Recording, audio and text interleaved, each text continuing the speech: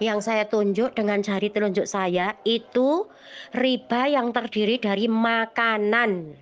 Ya, dalile riba yang terdiri dari makanan. Jadi ijol-ijolan itu tidak boleh, ijol-ijolan makanan. Makanya sakjange sing paling aman lek 17-an barian, urunan duit terus dimasak bareng. Tuh. Utawa nggawa tapi dipangan dhewe. Lek diijol-ijolno malah dadi riba. Kayak pas acara maulud iki lho, kuwabe nggo panganan diijol-ijolno kan riba. Ya, kecuali sampean nanti membentuk ketua panitia, pasang di situ 2 orang. Terus akadnya harus tamlik, ya, misalkan Mbak Eli dadi panitia. Mbak Eli, terus aku teko, Mbak Eli iki lho, tak kekno sampean segoku. Wis, berarti kan jadi milik sampean. Nah, akhirnya saya karena sudah memilihkan, nanti saya bebas menerima. Tapi lek saya meneng-meneng ae, lah itu nanti ijol-ijolan. AKT opo kan ndak ada, akhirnya ijol-ijolan. Itu penjelasannya riba tentang ijol-ijolan makanan. Sudah Mbak, kewajiban kita ini hanya menyampaikan, gak percaya ya sak karepe, tanggung jawab di ngarepe Allah. Assalamualaikum warahmatullahi wabarakatuh. Bismillah, alhamdulillah, wassalatu wassalamu ala rasulillah wa ala alihi wa sahbihi wa mawalah ma ba'dah. Teman-teman sekalian, bahagia kita bisa ketemu lewat channel dakwah ngaji yang sangat sederhana ini. Mudah-mudahan nikmat iman, Islam, serta kesehatan senantiasa diberikan Allah kepada kita sekalian. Allahumma amin. Tidak lupa, bertepatan dengan 17 Agustus tahun 2024, saya mengucapkan selamat memperingati Hari Kemerdekaan Republik Indonesia yang ke-79. Mudah-mudahan kita diberi keselamatan oleh Allah Subhanahu wa taala, negara kita diberi aman, diberi sejahtera oleh Allah Subhanahu wa taala. Nah, teman-teman sekalian, seperti rekaman yang kita tampilkan di awal, ini banyak permintaan bagaimana menyikapi isi dari rekaman itu. Nah, di rekaman itu saya bisa menyimpulkan dan nanti bisa teman-teman sekalian mengecek ulang. Ada beberapa hal yang disampaikan oleh seorang ini ustadzah, informasinya ini sedang ngaji ya di hadapan fatayat muslimat.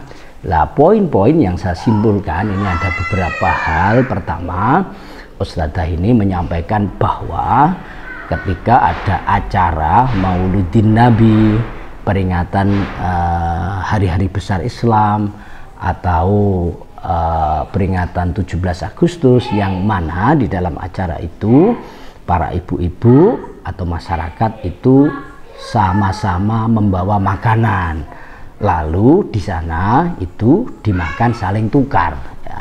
Jadi si A makan makanannya si C, si B makan makanannya si D, si D makan makanannya si F, dan seterusnya, baik sengaja ataupun memang sengaja ditukar. Kata ustadzah ini adalah contoh riba, contoh perbuatan riba yang timbul dari tukar menukar makanan. Nah, ustadzah ini juga meluruskan atau memberi solusi bagaimana agar terhindar dari riba. Katanya, maka makanan itu jangan ditukar.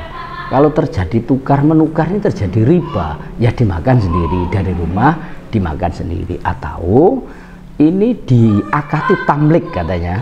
Sekalipun saya tidak mengenal istilah akad tamlik, ini memang tidak kita kenal di fikih kita, tapi yang dimaksud kalau tamlik ini adalah hibah, maka ada ya, mungkin yang dimaksud itu ya hibah. Katanya makanan-makanan dari masyarakat itu dihibahkan dulu, ditamlik dulu, diberikan dulu kepada panitia, 1 atau 2 orang ditunjuk panitia, lalu setelah panitia ini memiliki secara penuh makanan-makanan itu, maka lalu diberikan kembali kepada yang hadir. Maka kata ustadzah inilah cara untuk menghindari riba.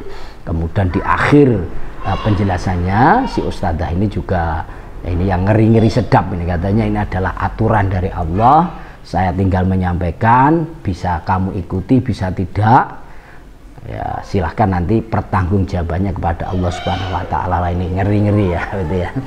Nah, bagaimana sih sesungguhnya kajian tentang riba ini? Nah, saya pastikan apa yang disampaikan oleh ustadzah ini memang memang terjadi ya kesalahan atau kesalahpahaman atau ketidakpahaman di dalam memahami fikih kita, terutama tentang ribawi. Jadi begini, di dalam jual beli itu memang ada barang-barang ribawi, dan silahkan bisa disimak, nanti akan saya perjelas.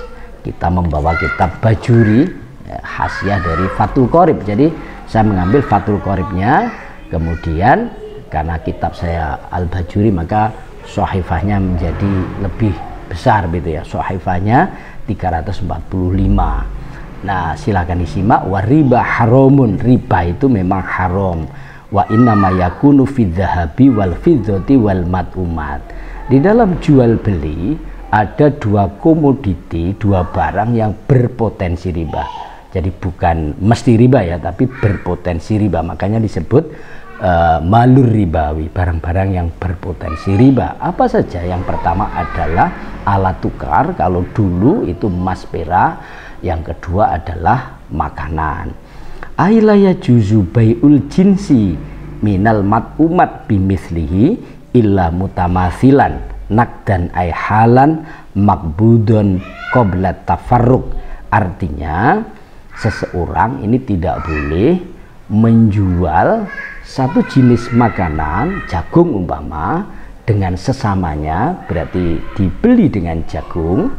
Nah, kita ingatkan bahwa jual beli ini pertama kali ya barter ya, antar barang, tidak ada alat tukar. Dan sampai saat ini pun jual beli itu juga boleh dengan barang dengan barang atau alat tukar dengan barang. Nah ketika makanan itu dijual dengan makanan dan itu satu jenis, saya contohkan tadi jagung dengan jagung, maka ini hukumnya tidak boleh kecuali takarannya sama, mutamasilan, takarannya sama. Yang kedua, harus diserahkan sebelum berpisah dari tempat akad. Jadi makbudon qobla tafarruq.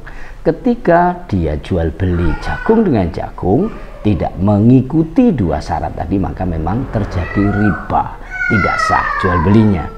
Nah, wa yajuzu bai'ul jinsi minha bi ghairihi mutafadilan lakin nakdan ay halan makbudon qobla tafarruq. Nah, diperbolehkan menjual jenis makanan jagung umpama tadi dengan selain jenisnya. Jadi jenisnya berbeda. Semisal jagung dengan padi.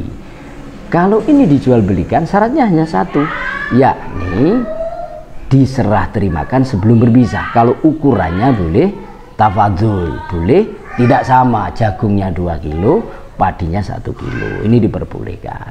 Nah, dengan demikian maka jual beli barang-barang ribawi itu nanti akan terbebas dari syarat tadi mutamasilan dan makbudun qobla tafarruq, ukurannya sama, diberikan langsung sebelum berpisah. Apabila barang ribawi itu dijual belikan secara silang, jadi misalnya uang dengan makanan, atau dijual belikan dengan barang yang bukan ribawi, misalkan makanan dengan sepeda motor, uang dengan sepeda motor, uang dengan mobil, ini tidak ada syarat, harus sama juga tidak disyaratkan, diserahkan sebelum berpisah juga tidak. Jadi dia boleh salah satunya ditempokan. Nah dengan demikian bahwa makanan ini masuk ribawi ini kalau terjadi di dalam akad jual beli. Nah ini harus diperhatikan. Nah ada sesungguhnya riba, itu ribal kordi. Nah itu berlaku untuk semua barang ya, bahkan uang, semuanya saja. Itu kalau akad hutang kemudian ada ziyadah, itu ada perjanjian mengembalikan lebih, itu sudah bahasanya lain, pembahasannya lain. Kita bicara tentang ribawi mat'umat. Nah oleh karenanya apa yang disampaikan oleh ustadzah itu sangat berbeda dengan kajian fikih tentang mat'umat atau makanan yang masuk ke dalam kategori ribawi. Kenapa? Karena disampaikan oleh ustadzah ini adalah tidak terjadi akad jual beli, tapi dalam satu acara orang membawa makanan itu tentu tujuannya bukan untuk dijual belikan, tapi tasoduk, saling bersedekah. Jadi saling bersedekah, sekalipun nanti di sana kadang ya dimakan sendiri, kadang ditukar dengan orang lain. Ini adalah murni sedekah, saling bersedekah. Apa bedanya tukar menukar di dalam jual beli dengan bersedekah? Kalau jual beli, tukar menukar ini adalah didasari oleh keinginan untuk menilai satu barang dengan barang lain. Jadi ini adalah harga, ini adalah barang yang dibeli, kemudian barang ini adalah sebagai mukobalah, perbandingan nilai dari saman ini barangnya. Nah, yang kedua, jual beli itu ada tawar menawar, ada sio jual beli, ada tawar menawar, dan hal yang berkaitan dengan jual beli. Nah, kalau di acara-acara itu selamatan Agustusan, kemudian memperingati hari besar, sama-sama membawa makanan, ya, membawa ambeng istilahnya, tumpeng, kemudian saling makan bersama, kadang tentu ini jauh dari akad-akad jual beli, namanya murni sodako. Buktinya apa? Buktinya tidak mungkin apabila kita menukar itu kemudian ini nilainya kamu ganti dengan nilai ini. Nah, kadang disetujui, kadang tidak, kadang harus dikurangi. Saya kira tidak. Jadi murni sodako, sehingga ini tidak perlu acara-acara sudah ada itu kemudian dirubah, karena memang tidak perlu dirubah. Itu adalah murni saling sedekah dan tidak perlu membentuk panitia kemudian harus tamlik, harus sodako dan seterusnya.